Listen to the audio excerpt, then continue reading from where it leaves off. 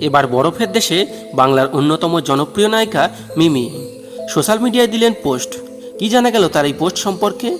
চলুন এই ভিডিওর মাধ্যমে তা বিস্তারিতভাবে জেনে নিই। এবার আর লোকসভা নির্বাচনে লড়ছেন না মিমি চক্রবর্তী। গতবার যাদবপুর লোকসভা কেন্দ্র থেকে লড়ে বিজয়ী হয়েছিলেন তিনি। এবার তিনি নিজেই ইস্তফা দিয়েছেন। অভিনয়ে পুরোপুরি মনোনিবেশ করতে চান।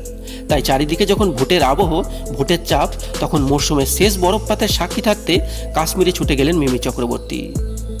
আর সেখান থেকেই একাধিক ছবি ও ভিডিও পোস্ট করেছেন অভিনেত্রী। সেই ছবিতেই দেখা গিয়েছে বরফে ঢাকা পার্বত্য শহরে ঘুরে বেড়াচ্ছেন মিমি। কখনো বরফের উপর বাচ্চাদের মতো দৌড়াচ্ছেন, আবার কখনো বরফে ঢাকা অঞ্চলে গড়াগড়ি খাচ্ছেন। বাদ দেননি এই ঠান্ডা আবহাওয়ায় কাশ্মীরি চায়ের স্বাদ চেখে দেখতে।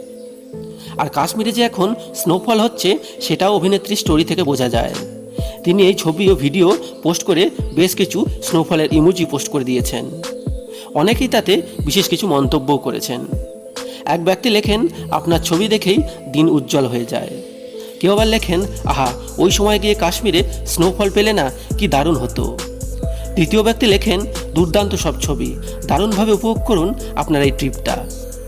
প্রসঙ্গত, মিমি চক্রবর্তী মাঝে মধ্যেই কাজ থেকে একটু অবসর পেতেই ঘুরতে চলে যান, কখনো একা, কখনো মা বাবাকে সঙ্গে নিয়ে।